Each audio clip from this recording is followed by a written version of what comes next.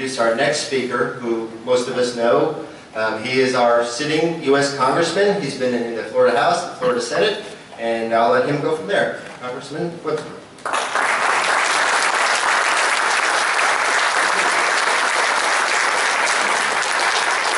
Okay, good morning, good to be here. Thank you so much for coming. Thank you for your interest in the political world. It is sometimes a bad place to be.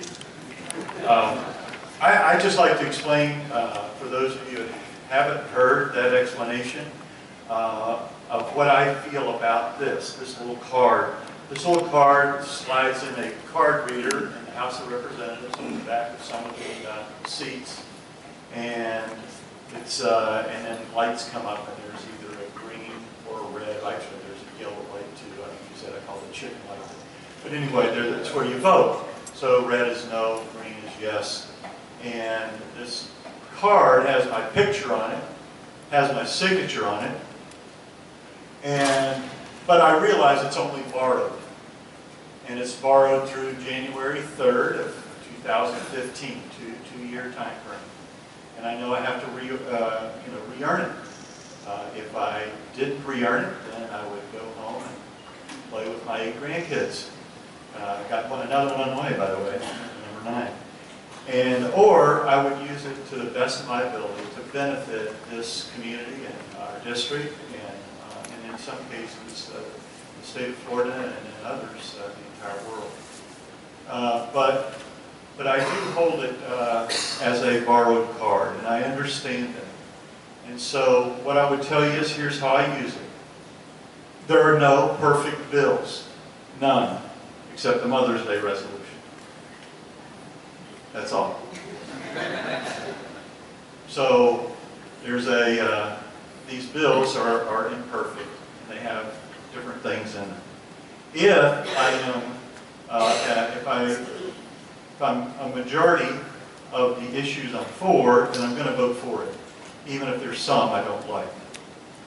If I'm against it more than I'm for it, then I'm voting no. That's how I use this card. That's the way it works for me. That's the way it's worked for the entire time I was in the State House, State Senate, and now the Congress. Because I realized, after seeing all these bills, thousands and thousands of bills, making tens of thousands of votes, that there's nothing perfect about this system. It's a good system.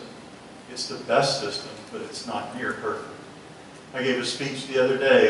The Democrats were griping about the fact that there were more Republicans on the committee to investigate the Benghazi situation than there were more Republicans than Democrats. And they thought, no, they should have just as many. So through this whole explanation, from at least the time I started in 1980 until now, why the majority rules. And it could be ruling by one vote. I won the speakership of the Florida House of Representatives by one vote. So, but if you win, it doesn't change the fact, that I was the Speaker of the House just because I only got one vote. There are some that gets 20 or 30 more. Some then maybe acclaimed by unanimous consent. I don't know. It doesn't matter. This country was established on a majority vote. And so the person that gets the majority of whatever election group that elects that person, whatever body that serves as a committee, whatever bill that comes to the floor, does it mean that all the people that vote for it have to be of the majority party? No, it's just a majority. And so I realize that's the way we work. We work majority. So I feel like if I am a majority for something, then I should vote for it, because it benefits more than it hurts. So that's the way I use that card. A lot of things going on in the Congress right now. Very interesting things. We have held Lois Lerner in contempt of Congress because she would not testify. We just filed and passed a measure that would call for a grand jury to be formed by the First District Court of Appeals to prosecute her.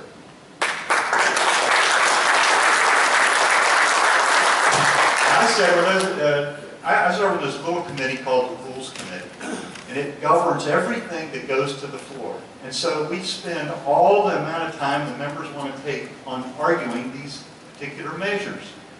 And there's 8 of us and 4 of them. That's it. And so I thought about the fact that here we're doing, I just said, couldn't we come to terms? There was a group in West Orange County that wanted to start an educational group called Liberty Foundation, I believe.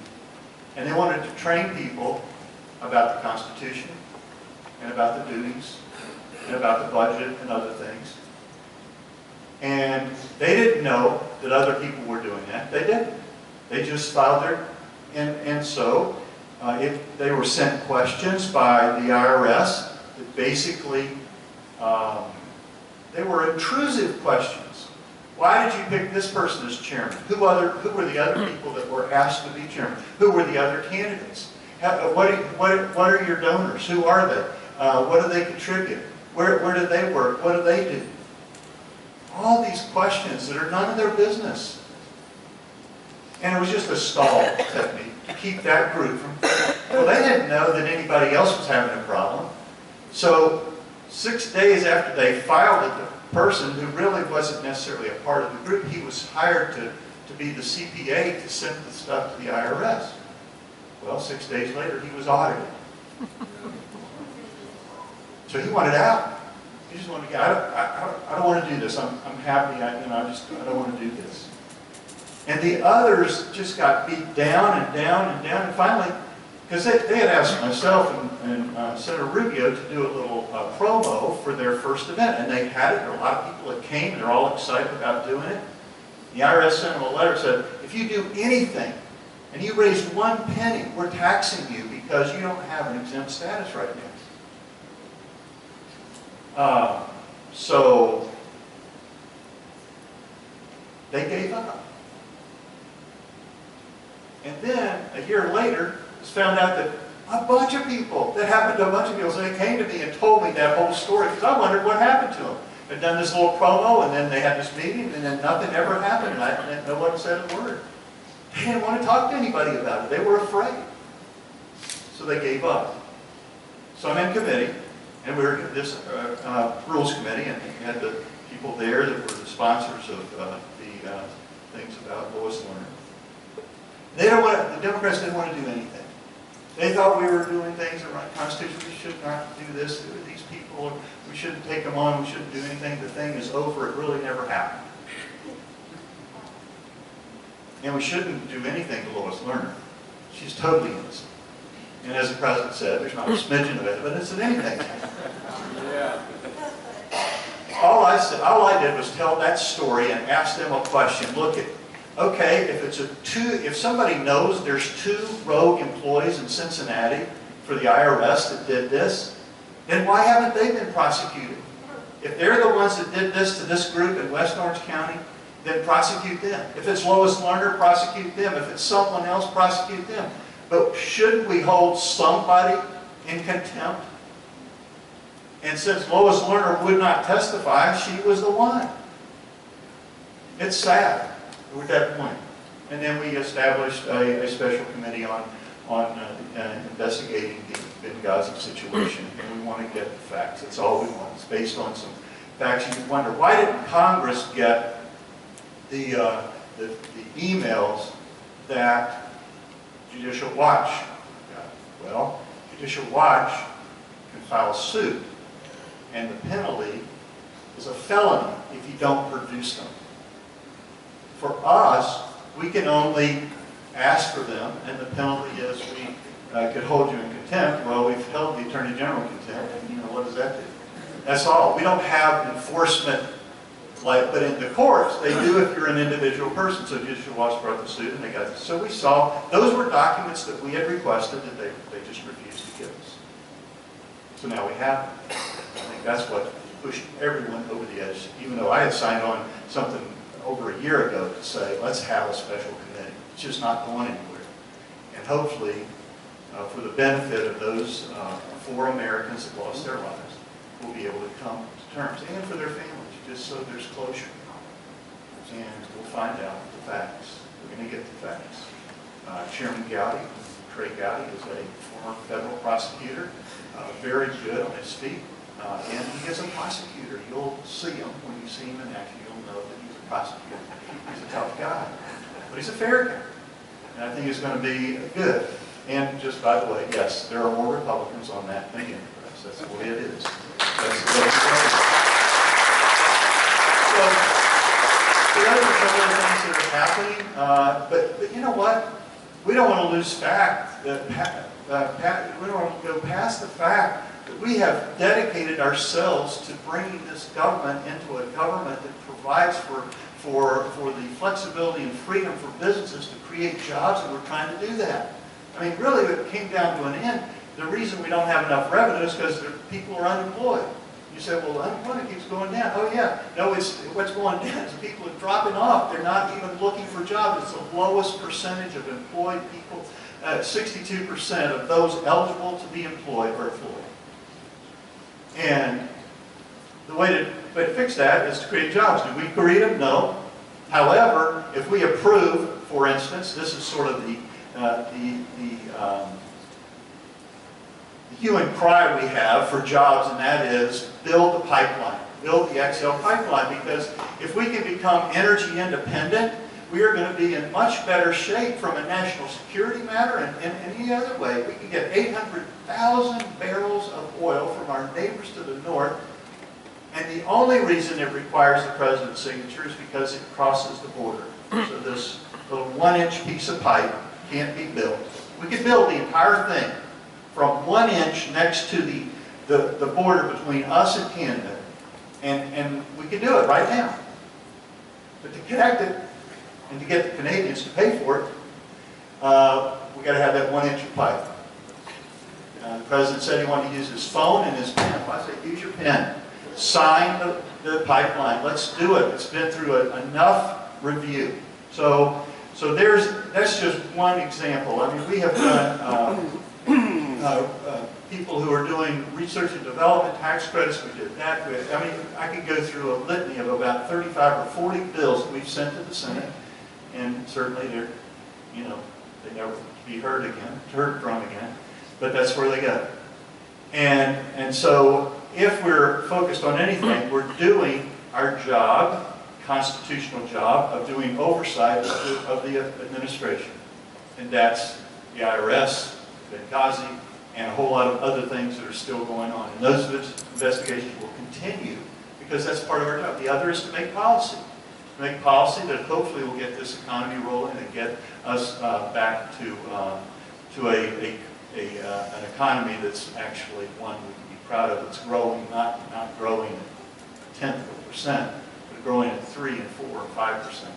And when we do that, we're going to solve a bunch of our problems. People will be working, we'll have more revenue, the deficit goes down, lots of things will happen if we do that. And we passed a balanced budget.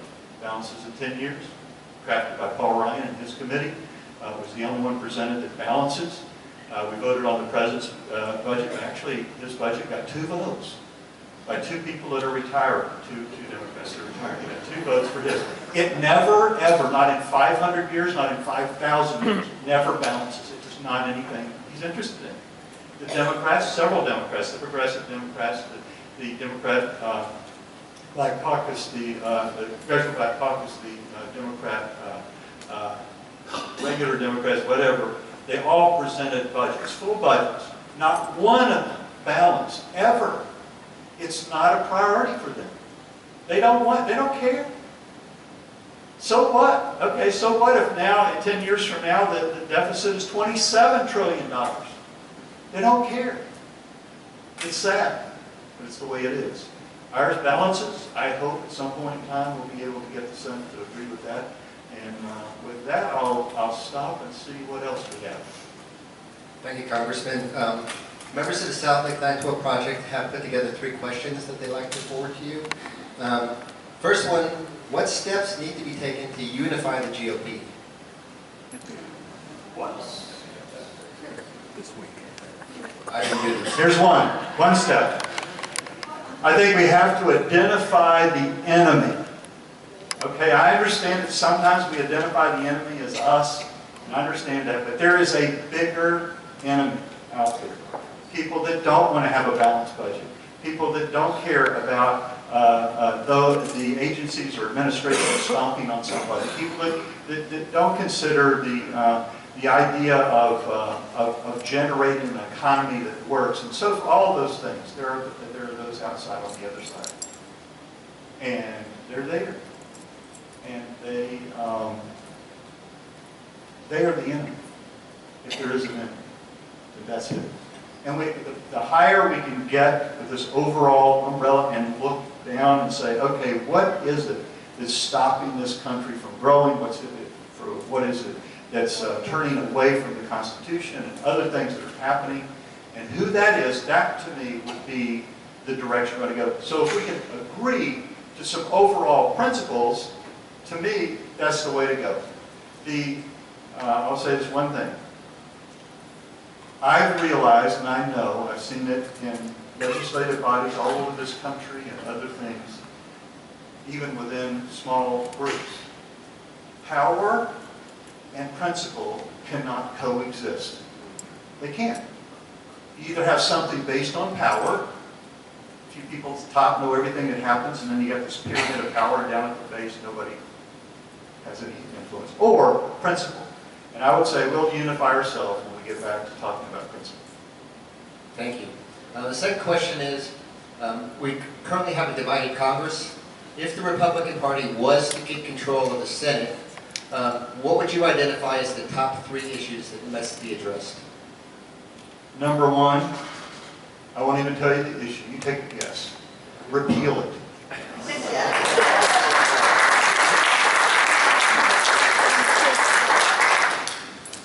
Number 2, build the pipeline.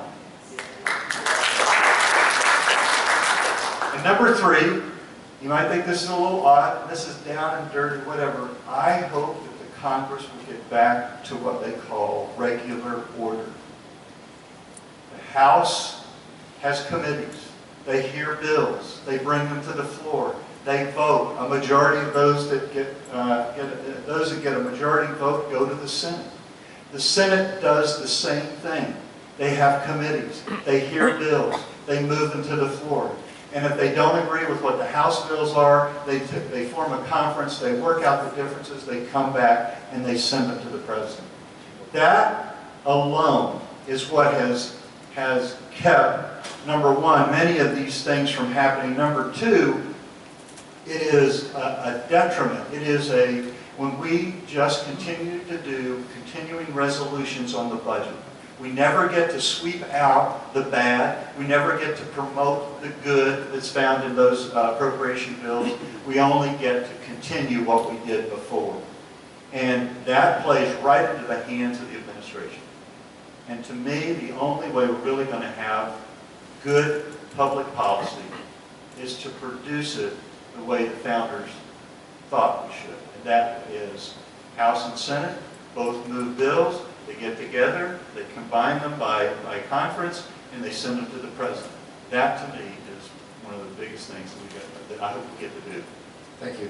Our last question is, earlier today, Senator Hayes talked about the issues in the Florida legislature dealing with immigration, the children of illegal immigrants bills and things like that. And we know that it's a big issue at the national level. How would you design an immigration bill to make it effective and acceptable to the GOP?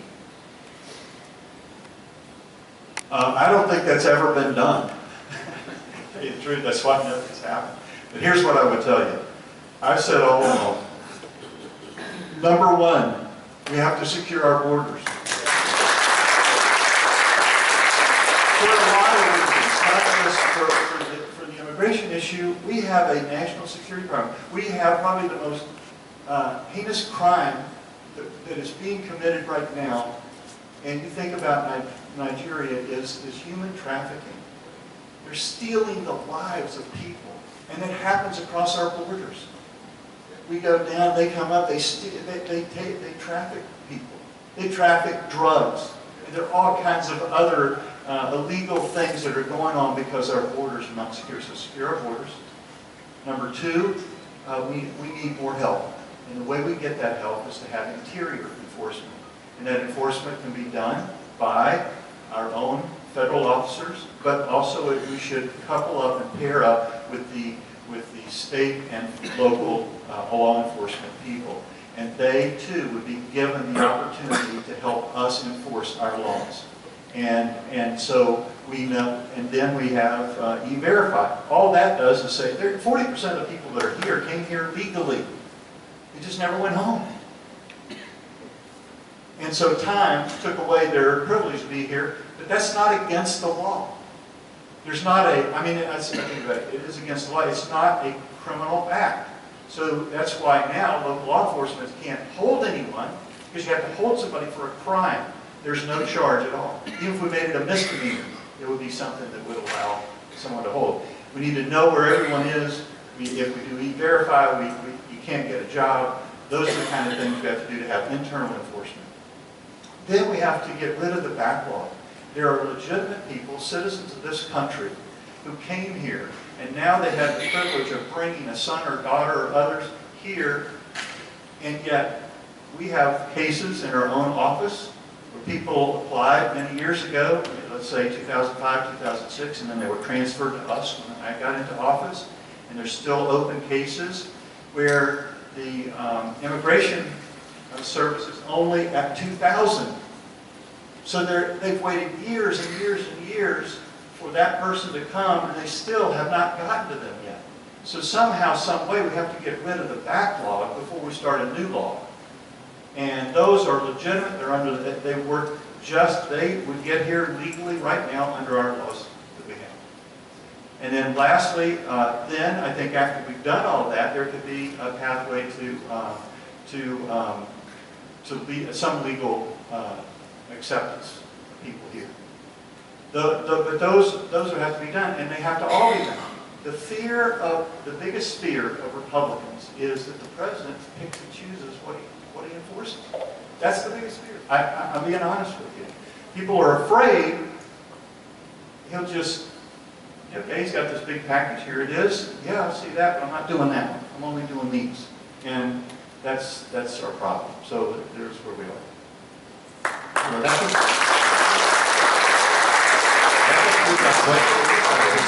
Thank you for your time today. We know you're very busy today. If you have 1 or 2 minutes, you want to have any final thoughts, you can share them with us, or thank you. Well, I will tell you this. I hope we do take over the Senate. You think, what can you do? First of all, you can pray. Pray that we do. I think that cry out to God that we would be able to do that. I think it is a righteous mission. Second is, I think you could give. We don't have a Senate up this time here, but there are others, so you could give. Third is, you may know somebody in some state. You can call them, encourage them to get engaged and help out there. There are lots of things we can do. We need the Senate. And then there's the House. I'm always targeted. It's just the way it is because I'm in a competitive seat. There are others who are here in Florida who are also in the same light. And so any help you could lend there, that would be good.